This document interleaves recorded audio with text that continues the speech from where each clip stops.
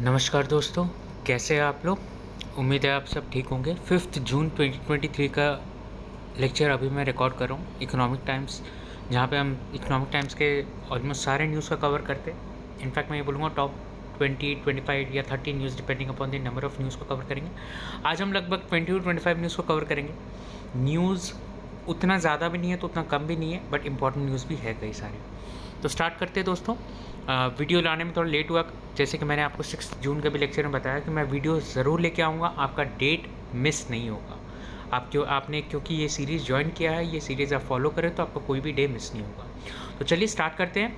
आगे बढ़ने से पहले दोस्तों वीडियो पे लाइक और चैनल को सब्सक्राइब कर लीजिए।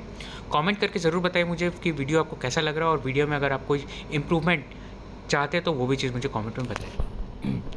चलिए स्टार्ट करते हैं। पहला न्यूज़, आरबीआई में hit rate pause button again this week. देखिए आरबीआई जो है 4% जो कोविड के टाइम में लिक्विडिटी का क्राइसिस हो गया था, काफ़ी इकोनॉमी नीचे जा रही थी, तो इकोनॉमी को थोड़ा बूस्ट देने के लिए आरबीआई ने इंटरेस्ट रेट को कम किया था। That was around 4%। तब से लेके अब तक आरबीआई ने 2.5%, that is 250 basis points RBI ने अपने रेट को बढ़ा दिया, रेपो रेट को। अभी रेपो रेट लगभग 6.5% के आसपास चल रहा है। तो अब आरबीआई का एक चीज़ कहना है कि भाई इन्फ्लेशन अब हमारे बैंड में कंट्रोल में आ गया है। बैंड कितना है आरबीआई का? 4% प्लस और मतलब प्लस और minus 2%, that is 2 to 6% RBI का बैंड है। तो अब जो एमपीसी का मीटिंग होगा जिसमें आरबीआई डिसाइड करता है कि भाई हम रेपो रेट को बढ़ाएंगे कि नहीं बढ़ाएंगे, उस पर आरबीआई अब डिसाइड करने का, एनालिस्ट का ये एक्सपेक्टेशन है कि आरबीआई रेट को पॉज करेगा, आरबीआई रेट को बढ़ाएगा नहीं, क्योंकि ऑलरेडी हमारा जो इन्फ्लेशन है वो कंट्रोल में है। इकोनॉमी जो है अब आरबीआई का टाइम आ गया कि इकोनॉमी को भी आरबीआई थोड़ा देखते हुए चलेगा, ग्रोथ को भी आरबीआई थोड़ा देखते हुए चलेगा। फिर इसके बाद नेक्स्ट न्यूज़ है, consumer goods orders swell as brands bet big on festive season. देखिए दोस्तों, फेस्टिव सीजन आने वाला है। कंज्यूमर ब्रांड जो है अब अपना स्टॉक पाइलअप करते जा रहे धीरे धीरे करके, सो दैट उससे में उनको कोई प्रॉब्लम ना हो। काफ़ी छोटा सा न्यूज़ है, बट ये सेक्टरल न्यूज़ है, तो मैं सोचा कि आपको बता दूंगा। 15-20% ऑलरेडी जो है डाउन है अपना सेल दीपावली के, मतलब इलेक्ट्रॉनिक्स वगैरह का सेल, बट फिर भी जो है कंपनीज देख रही है कि रिवाइव कर जाएगा डिमांड, तो इसके कारण कंपनीज जो है अपने स्टॉक्स को पाइलअप कर रही है। ठीक है, और अलग अलग फैक्टर्स जैसे कि इन्फ्लेशन मॉडरेशन होने वाला है बेस ईयर इफेक्ट के हिसाब से अगर देखा जाए तो, क्योंकि देखिए इन्फ्लेशन बेस ईयर इफेक्ट कैसे देखा जाए क्या कि भाई कोविड में अगर आप देखोगे तो कोविड में इन्फ्लेशन किस लिए इतना शॉर्ट अप हो गया, क्योंकि हमारा कोविड के पहले वाला ईयर जो 2019 था उसमें इन्फ्लेशन कंट्रोल में था, तो अचानक से इतना शॉर्ट अप हो गया, तो अब जाके बेस इफेक्ट के कारण अपने लोगों के इन्फ्लेशन कितना भाग गया। अब 2021 में जब हम देखें, 2022 में जब हम देखें तो इन्फ्लेशन ऑलरेडी उतना पीक पे था, अब इन्फ्लेशन थोड़ा कंट्रोल पे आ गया है। तो इनको ये कहना है कि भाई 2023 में, क्योंकि 2022 का बेस ऑलरेडी हाई था, तो हमारे 2023 में भी इन्फ्लेशन इतना नहीं देखने को मिलेगा इन टर्म्स ऑफ परसेंटेज। ठीक है, और रूरल और स्मॉल टाउन कंजम्पशन भी ज़्यादा हो रहा है, इसके कारण डिमांड का रिवाइवल देखने को मिल सकता है। नेक्स्ट न्यूज़ दोस्तों थोड़ा फनी न्यूज़ है, why line for succession ended at Telegram. Actually देखिए क्या हुआ, सक्सेशन मैंने जो आपको एक सीरीज़ के बारे में बताया था पहले, कि जो सीरीज़ है सक्सेशन का, ये टेलीग्राम पे बहुत ही ज़्यादा चलने लग गया था अभी हाल फिलहाल में। तो अब क्या हुआ है कि सक्सेशन क्योंकि ख़त्म हो गया, तो टेलीग्राम के ऐप्स जो इतने डाउनलोड्स थे, टेलीग्राम का जो हाईएस्ट नंबर ऑफ़ शेयर था वो इंडियन मार्केट पे था। मतलब टेलीग्राम का ग्लोबली अगर देखा जाए तो सबसे ज़्यादा इंडिया में डाउनलोड्स था। तो अब जो है वो थोड़ा कम होते जाएगा, क्योंकि देखिए काफ़ी फाइट हो गया था किसके किसके बीच में, एक तो डिज्नी प्लस हॉटस्टार के बीच में और एक एचबीओ के बीच में, कि भाई इनके जो स्ट्रीमिंग राइट से कौन लेगा क्या लेगा। तो इस चक्कर में क्या हुआ कि लोग पायरेटेड वर्जन्स को देखने लग गए जो कि टेलीग्राम में लिस्टेड था। इनफैक्ट बोला जाता है कि वो टेलीग्राम में कम वो था, मतलब जिसको बोलते कम कॉम्प्लिकेटेड था उसे देखने में। तो ये काफ़ी फ़नी सा न्यूज़ था। लेकिन आप ये चीज़ देख सकते हैं कि पायरेटेड वर्जन सप्लाई करने के बावजूद भी कितना लोग जो है कितना इस चीज़ से पैसा कमा लेते हैं। मुझे ऐसा लगता है कि ये पायरेटेड वर्जन के कारण टेलीग्राम पे हो सकता है थोड़ा वो क्लॉज आ जाए कि भाई आप अपने प्लेटफॉर्म में इस चीज़ को होस्ट क्यों कर रहे थे, आपने इस प्लेटफॉर्म को हटाया क्यों नहीं, हमारा ये लॉस हो गया वो लॉस। मुझे ऐसा लग रहा है बाद में एलिगेशन आ सकता है। आपका क्या व्यू पॉइंट है इस चीज़ में, मुझे कॉमेंट सेक्शन में बताएं। नेक्स्ट न्यूज़ दोस्तों, beverage lobby differs with WHO on sweetness. देखिए एक्चुअली ये न्यूज़ मैंने आपको पहले भी कवर किया था कि WHO जो है काफ़ी स्ट्रॉन्ग स्टेटमेंट दिया है जो स्वीटनेस है जो कि बेवरेज ये सब में इंक्लूडेड होते हैं, ये अगर आपका नॉन शुगर भी है तो भी ये प्रॉब्लम है, क्योंकि इससे ना तो कोई आपको न्यूट्रिशनल फ़ायदा मिल रहा है, ना आपको ऐसा फैट लूज़ हो रहा है, और इसमें हेल्थ पे भी इफ़ेक्ट आया है। तो जो IBA है, that is Indian beverage association, उन्होंने ये चीज़ बोला है कि भाई ऐसे WHO को बोलने से थोड़ी हो जाता है। आज WHO को ये भी चीज़ तो देखना चाहिए कि भाई अगर लोग वो स्वीटनेस को कंज्यूम कर रहे हैं जो कि नॉन शुगर वाला है, तो लोग इसका मतलब शुगर वाली चीज़ को कंज्यूम नहीं कर रहे, तो वो चीज़ शुगर वाले को अगर ये चीज़ नहीं होता तो शुगर को कंज्यूम करते हैं, तो क्या इससे ओबेसिटी नहीं बढ़ता, जो कि ऑलरेडी एक बहुत बड़ा प्रॉब्लम है। तो आप वो चीज़ को तो कंसिडर नहीं करोगे, इसका मतलब आपका स्टडी जो है कॉम्प्रिहेंसिव तरीके से नहीं किया हुआ है। दैट मीन्स को आपको थोड़ा स्टडी को और थोड़ा कॉम्प्रिहेंसिव तरीके से करना चाहिए, ऐसा IBA का कहना है। क्या? Indian beverage association. होप ये न्यूज़ आपको समझ आया होगा। फिर नेक्स्ट न्यूज़ दोस्तों पॉलिटिकल न्यूज़ है, बट मैं इसलिए कवर करूँगा कि मतलब कवर कर चुका हूँ ऑलरेडी ऐसे तो 6 जून के भी न्यूज़ में, और मैंने इसका शॉर्ट्स भी बनाया था। तो उड़ीसा में आप सबको पता होगा कि ट्रेन ट्रेजिडी के कारण कई लोगों की मौत हो चुकी है और लगभग 300 लोग मरे हैं, और 1000 मैंने मतलब स्टैट्स के उस पर तो नहीं जाते हैं, बट ठीक है चलिए, करीब 300 लोग मरे हैं और 900 लोगों की यहाँ पे इंजर्ड है। तो कैसे अब इस चीज़ को संभाला जा रहा है कि रिस्टोरेशन किया जा रहा है ताकि ट्रेन के जितने भी रूट्स है वो वापस से रिज्यूम हो पाए। अलग अलग पार्टीज एक दूसरे को ब्लेम कर रही है कि आपके टाइम में तो ये हुआ था, हमारे टाइम में तो सिर्फ इतना ही हुआ, तो ये कह रहे कि भाई तुम्हारे टाइम में हुआ। ये चीज़ तो पॉलिटिक्स चलता रहता है, बट बहुत ही अनफॉर्चुनेट न्यूज़ है। अब रेलवे ये चीज़ कह रही है कि भाई हम सिक्योरिटी सिस्टम को और डबल फिल्टर करेंगे, ये करेंगे वो करेंगे। मैं उस पर भी एक शॉर्ट्स लेके आऊँगा, और उस पर बस मेरा ये पॉइंट है कि बस अगर आपके पास टेक्नोलॉजी था तो आप उस चीज़ को पहले क्यों नहीं इम्प्लीमेंट किए, और अगर ये टेक्नोलॉजी इंप्लीमेंट करना आपके लिए पॉसिबल था तो ये चीज़ पहले क्यों नहीं किया। आपका क्या व्यू पॉइंट इस चीज़ में बताइए कि गवर्नमेंट हर चीज़ को आफ्टर इफेक्ट क्यों लेके आती है, पहले क्यों नहीं लेके आती उस चीज़ को। क्या है गवर्नमेंट, मैं ये नहीं बोल रहा गवर्नमेंट को फोर्स ही करना चाहिए, बट ये सब चीज़ तो गवर्नमेंट को जितना बेस्ट से बेस्ट दे सके वही तो देना चाहिए। देखते हैं लेकिन आपका व्यू पॉइंट क्या है, मुझे प्लीज़ इस कमेंट सेक्शन में बताइए, क्योंकि मैं भी सुनना चाहता हूँ कि अलग अलग लोग क्या सोचते हैं। Next news, increase in ransomware cases in bank, RBI tells parliamentary panel. देखिए रैंसमवेयर होता क्या है ना कि आपको एक चीज़ का एक्सेस ब्लॉक कर दिया जाता है, और फिर आपको उसका एक्सेस लेने के लिए आपसे पैसा मांगा जाता है। जो अभी US के एक ऑयल एंड गैस कंपनी में ऐसा हुआ था, मैं कंपनी का नाम नहीं भूल, मतलब नाम मुझे याद नहीं आ रहा, बट उस कंपनी में ये चीज़ हुआ था कि भाई ये इसको ब्लॉक कर दिया गया था एक्सेस को, और फिर उनसे बहुत पैसा मांगा था बिटकॉइंस में। तो वो ये इंडिया में भी आजकल काफ़ी देखने को मिल रहा है। RBI ऐसा कह रहा है कि जैसे जैसे डिजिटलाइजेशन बढ़ रहा है वैसे वैसे रैंसमवेयर के केसेस भी बढ़ रहे हैं, और इस चीज़ से क्या है कि इस चीज़ से हमें कुछ चीज़ों को ये कुछ चीज़ें इसके लिए काफ़ी रिस्पॉन्सिबल है। That is insecure configuration, open ports. जैसे कि मान लीजिए हम अपना मोबाइल कहीं पे भी चार्ज में लगा देते हैं, आपको नहीं पता कि वो चार्ज में लगाने के कारण आपके डेटा कैसे उस पे निकल जाते हैं आपके data. Inadequate monitoring of network traffic and deficiencies in monitoring of data leakage and its prevention are among the cases causes of ransomware attacks, ऐसा RBI ने ये चीज़ बोला है। तो RBI कह रहा है कि भाई और डिजिटली हम लोग को थोड़ा एक्सप्लोर करना पड़ेगा ऑप्शंस को, और थोड़ा डिजिटली सेफ़ बनाना पड़ेगा ये सब चीज़ों को। तो देखते हैं इस चीज़ में क्या है, बट RBI की रिपोर्ट ये चीज़ बोलता है, RBI पार्लियामेंट्री पैनल को ये चीज़ बोलता है। नेक्स्ट न्यूज़ दोस्तों, recycling business can be a $20 billion opportunity. ये न्यूज़ काफ़ी इंपॉर्टेंट न्यूज़ है दोस्तों, क्योंकि अगर आप सोच रहे हैं कि कोई कंपनीज़ में इन्वेस्ट करनी, देखिए मैं कंपनी स्पेसिफिक तो नहीं बोलूँगा, बट सेक्टर के लिए अगर आप देख सकते हो कि कौन से सेक्टर्स जो लिस्टेड कंपनी है वो रिसाइकलिंग बिजनेस में इन्वॉल्व है, आप वो सब का स्टॉक धीरे धीरे करके अक्यूमुलेट कर सकते हो। अगेन मैं एडवाइज़र नहीं हूँ, आपका प्लीज़ ड्यू डिलिजेंस करिए तभी उस चीज़ में इन्वेस्ट करिए। इनफैक्ट मैं तो कोई स्टॉक का नाम नहीं ले रहा हूँ, मैं तो बस सेक्टर वाइज बोल रहा हूँ कि आप इस सेक्टर को ज़रूर एक्सप्लोर करें दोस्तों। मैंने भी खुद पर्सनली इस चीज़ में डाला है रिसाइकलिंग बिजनेस में। तो रिसाइकलिंग बिजनेस $20 बिलियन अपॉर्चुनिटी हो सकता है। रिपोर्ट्स के अनुसार अगर देखा जाए तो ओनली 7% ऑफ द इनपुट्स जो है वो रिसाइकल्ड मटेरियल से आया है 2023 में, और जो कि ये नंबर जो था 2018 में 9% है। इसका मतलब हम रिसाइकलिंग की तरफ एडवांस नहीं कर रहे, बट रिसाइकलिंग को हम नीचे लेके जा रहे हैं, मतलब वो डाउनफॉल में जा रहा है, और जो कि उल्टा होना चाहिए। आज के डेट में हम इतना रिसोर्सेज एक्सप्लोर कर रहे हैं, इतना एनवायरनमेंट को हर्ट कर रहे हैं, बट हमें ये चीज़ भी तो समझना चाहिए कि भाई जो चीज़ ऑलरेडी पॉसिबल है उसको तो रिसाइकिल करना चाहिए, उसको तो आप ऑप्टिमम लेवल पे लेके जाओ। मेरे ख्याल से इस कारण ये जो रिसाइकलिंग इंडस्ट्री काफ़ी बूम करेगा आने वाले डेकेड में, मतलब 2030 तक। तो you can consider investing after your due diligence.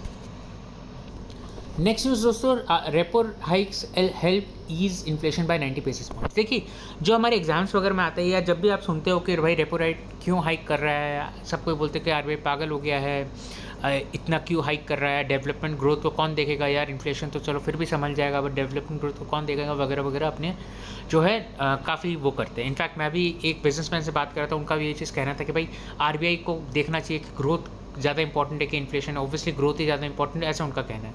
But आप ये चीज़ देखो, आरबीआई का रेपो रेट हाइक करने से 90 बेसिस पॉइंट से इन्फ्लेशन कंट्रोल हुआ है।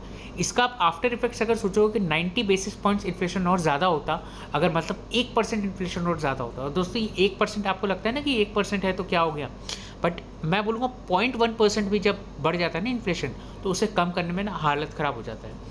तो कई सारे पॉलिसीज़ लगते हैं, कई सारे मीटिंग्स होते हैं, वो सब चीज़ तब जाके आरबीआई रेट हाइक करता है। तो आरबीआई का भी रेट हाइक जो 2.5% मैंने आपको जो स्टार्टिंग में लेक्चर में बताया, उसके कारण 90 बेसिस पॉइंट्स इन्फ्लेशन कंट्रोल हुआ है।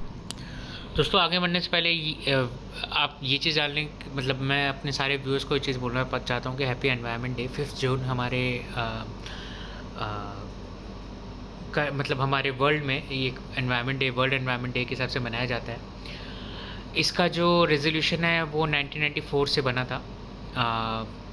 इनफैक्ट 1994 5 जून ये मेरे लिए भी बहुत एक इम्पॉर्टेंट डेट है, ये मैं कभी आपको और बताऊंगा। बट 5 जून 1994 एक एनवायरनमेंट डे। मेरे एक मैसेज बहुत छोटा सा है, क्यों ना हम ऐसा करें कि 5 जून को या अपने हर बर्थडे वाले दिन हम बस एक ट्री प्लांट करें, एंड इसका एक वो होना चाहिए कि मतलब give birth to a tree on your birthday.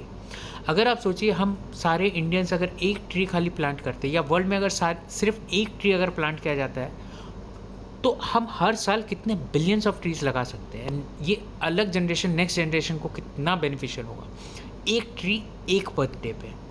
I think ये बहुत ही इंपॉर्टेंट होगा अगर ये अपने एनवायरनमेंट के लिए ये चीज़ अपन कर पाते हैं। तो मैं ये चीज़ करता हूँ, क्या आप ये चीज़ कर सकते हो? आप मुझे प्लीज़ कमेंट सेक्शन बताइए। छोटा सा न्यूज़ है दोस्तों, मानसून मिसेस ऑनसेट डेट इन केरला। देखिए, मानसून जो है केरला में हिट करने वाला था जून 1 को, बट अभी पोस्टपोन होकर लगभग जून 4 या 5 हो गया, मतलब लगभग एक वीक के आसपास पोस्टपोन हो गया है। Conditions that are becoming favourable with the increase in westerly winds over south Arabian sea, और westerly winds is gradually increasing, and today June 4 the depth of westerlies has reached up to 2.1 kilometre in the mean sea level. कहने का मतलब ये है कि westerly winds जो है उसके कारण जो है मानसून अभी डिले हुआ है, इंडिया में हिट कर जाएगा। अब मैं आपको स्पेसिफिक वेस्टर्ली विंड्स क्या होते हैं, उस चीज़ के क्या इम्पैक्ट रहता है, कैसे इम्पैक्ट करते हैं, वो चीज़ पे डेप्थ में नहीं जा रहा हूँ मैं। जनरल नॉलेज के पर्सपेक्टिव से बस ये चीज़ जान के रखिए कि भाई हाँ, मानसून जो है ऑनसेट होता है जून 4 5 को, और इसी चीज़ के कारण डिले भी हो जाता है। अगर आपको एग्जाम की प्रिपरेशन करें तो मैं आपको रिकमेंड करूँगा इसको थोड़ा इन डेप्थ पे पढ़िए। अगर आप चाहते हैं कि मैं इस चीज़ को इन डेप्थ में कवर करूँ तो आप मुझे कमेंट सेक्शन में ज़रूर बताइए। नेक्स्ट न्यूज़ दोस्तों, insurance asked to settle rail mishap claim suo motu. देखिए, इडा ने ये चीज़ बोला है कि भाई जो रेल के जो अनफॉर्चुनेट जो इंसिडेंट हुआ है अभी, उसमें जो भी चीज़ है, मतलब जिसको भी कॉम्पनसेशन मिलना चाहिए इंश्योरेंस का, उन्हें दिया जाए। सुओ मोटो से इंश्योरेंस कंपनी से आगे बढ़ के थे। अगर आप ग्रुप इंश्योरेंस पॉलिसी की बात करें जो IRCTC ने ले रखा है, तो उसमें ये चीज़ है कि भाई सम इंश्योर 10 लाख है in the event of death, 7.5 lakh है in the event of partial disability, in 2 lakhs in case of hospitalization expenses, and 1 lakh for mortal transportation of mortal remains. Next news दोस्तों, लॉ में भी updated for adequate oil assets compensation. Actually होता क्या है दोस्तों, oil companies, oil and gas companies काफ़ी concern रहती है कि भाई हम जो एसेट में इन्वेस्ट कर रहे हैं कि गवर्नमेंट कोई लीगल या एनवायरमेंटल या कोई भी क्लॉज से उस चीज़ को जब्त ना कर ले। सपोज़ मान लो गवर्नमेंट ने भाई कोई बड़े से कंपनी ने एक बहुत बड़ा इन्वेस्टमेंट किया है मुंबई के सी कोस्ट में। अब भाई एनवायरमेंटलिस्ट लोग ने प्रोटेस्ट किया, गवर्नमेंट ने ये चीज़ बोला कि हाँ सचमुच चलो हार्मफुल है, चलो अब हम इस प्रोजेक्ट को बंद कर देंगे, तो वो तो धरा का धरा रह गया ना उनका इन्वेस्टमेंट बड़े बड़े कंपनीज़ का, वो कहाँ जाएंगे फिर। तो इसी चीज़ को अब लॉ बनाया जाएगा कि भाई उन सारे कंपनीज़ को थोड़ा प्रोटेक्शन दिया जाएगा, रिफॉर्म किया जाएगा थोड़ा पेट्रोलियम सेक्टर को, और कॉम्पनसेशन दिया जाएगा अगर इस टाइप का एक्सप्रोप्रिएशन होता है एसेट का। ठीक है, एक्सप्रोप्रिएशन अगर गवर्नमेंट के द्वारा होता है तो इस कॉम्पनसेशन दिया जाएगा। एंड लॉ मिनिस्ट्री ये सबसे कंसल्टेशन कर रही है। अब देखते हैं प्रपोजल जब कैबिनेट के पास जाएगा तो क्या इस चीज़ चीज़ होता है। ऑयल सेक्टर्स पर भी काफ़ी कंपनीज इन्वेस्ट करने से डर रही है इंडिया में, क्योंकि ये सब चीज़ के कारण जो लॉज है वो काफ़ी एक्सप्लिसिट नहीं है। दूसरा चीज़ ये चीज़ है कि विंडफॉल टैक्स, जो कि ये टैक्स होता है क्योंकि भाई कम दाम में आप इंपोर्ट कर रहे हो कोई, जैसे हम लोगों ने रशिया से कम दाम में अभी इंपोर्ट करना चालू कर दिया था। आपको याद होगा कि रशिया के ऊपर वेस्टर्न सैंक्शन लगे थे तो रशिया ने कम दाम में इंडिया को इंपोर्ट करना चालू कर दिया था। तो अब उसके कारण क्या हुआ, ऑयल एंड गैस कंपनीज को काफ़ी फ़ायदा हुआ। तो ऑयल एंड गैस कंपनी जब यही सब ऑयल जब एक्सपोर्ट कर रही थी तो उनको ये चीज़ एक विंडफॉल टैक्स पे करना पड़ा। भाई आप अपना प्रॉफिट का कुछ परसेंटेज ऐसे टैक्स पे करोगे, दैट इज़ विंडफॉल टैक्स, क्योंकि आपको कम दाम में ऑयल इंपोर्ट हो। तो इस टाइप के टैक्स वगैरह के कारण जो आर्बिट्रेरली वो इम्पोज कर दिया जाता है ऑयल एंड गैस कंपनीज पे, इसके कारण भी थोड़ा पेट्रोलियम सेक्टर हर्ट हुआ था। थोड़ा सा पेट्रोलियम सेक्टर को रिफॉर्म करने का एक ये स्टेप है। सऊदी ने प्लान किया है आउटपुट कट का, ये चीज़ मैंने आपको बताया भी था सुबह के न्यूज़ में, मतलब 6 जून के न्यूज़ में भी, कि भाई सऊदी जो है ऑयल एंड गैस का जो आउटपुट है उसे कट करने की कोशिश कर रहा है, क्योंकि ओपेक प्लस की मीटिंग के अनुसार सऊदी अरेबिया ये चीज़ बोला है कि हमने ये चीज़ डिसाइड किया है। ओपेक प्लस पे काफ़ी एलिगेशन है कि इन्होंने रशिया को काफ़ी सपोर्ट किया है इस रशिया यूक्रेन वॉर में। इन्होंने ये चीज़ का बहुत ऑयल एंड गैस को, ऑयल के प्राइसेस को मतलब ऑयल के प्रोडक्शन को कट करके प्राइसेस को बढ़ा के रशिया को काफ़ी सपोर्ट किया है इनडायरेक्टली। उनका ये चीज़ कहना है कि भाई ओपेक प्लस का ये चीज़ कहना है कि भाई आप तो कुछ ही मत बोलो, आपके वेस्टर्न सैंक्शन कई सारे कंट्रीज़ नहीं मान रहे थे, इंडिया नहीं मान रहा था, इंडिया ने काफ़ी गेन किया इस चीज़ से। भाई सबका अपना अपना इंटरेस्ट रहता है और सबको अपने अपने हिसाब से करेगा अपनी कंट्री के लिए। तो भाई हम लोग ने भी वही चीज़ किया। फिर एक ये छोटा सा न्यूज़ है, Biden signs debt limit bill avoiding US default, जो कि हमें पता था हो गई। बाइडेन और इसने काफ़ी मैककार्थी ने काफ़ी डिस्कशन करके इस बिल को कांग्रेस के थ्रू पास करा लिया है। अभी बिल फाइनली पास हो गया है, तो अब मार्केट ऑब्वियसली अब अच्छा ही रिएक्ट करेगा। बिल तो पास होता ही दोस्तों, यूएस तो डिफ़ॉल्ट नहीं करता, बट फिर भी टाइमिंग ही है जो लोग लेट कर रहे थे। China wants NATO like alliances में lead to conflict in Asia Pacific.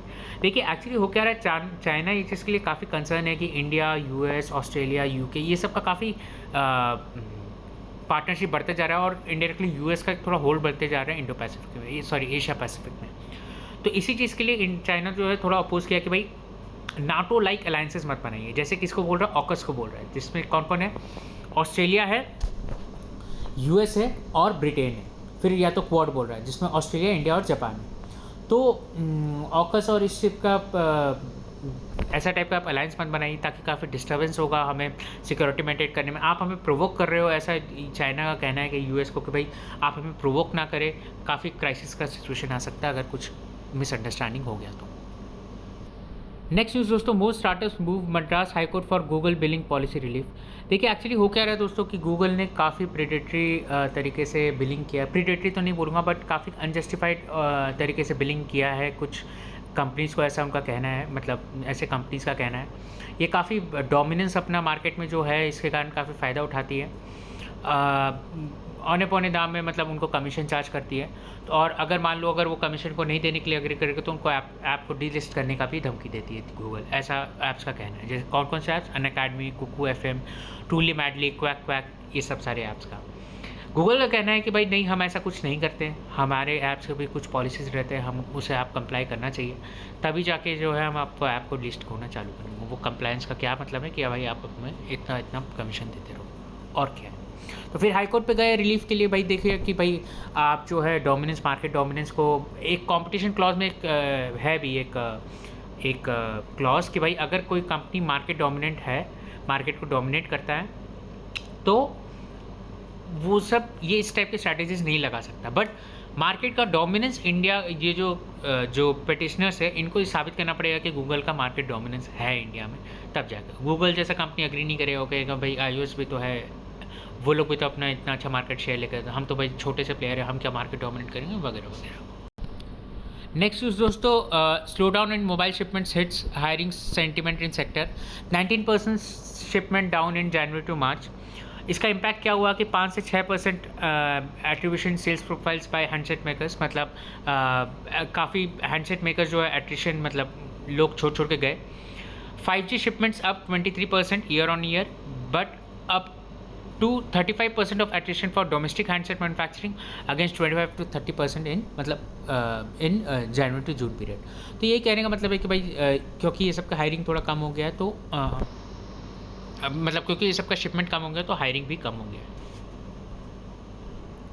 That's it from my side दोस्तों। उम्मीद है आपको लेक्चर पसंद आया होगा। तो 5 जून का भी लेक्चर हो गया, अब 7 जून से हम स्टार्ट करेंगे। 7 जून से मैं ट्राई करूँगा कि जितना जल्दी से जल्दी आपको सुबह सुबह लेक्चर मिल जाए उतना ज़्यादा अच्छा रहेगा। Have a nice evening. और आप प्लीज़ मुझे कमेंट सेक्शन में ज़रूर बताएं आपको लेक्चर कैसा लगा। सब्सक्राइब करना ना मुझे दोस्तों। Take care.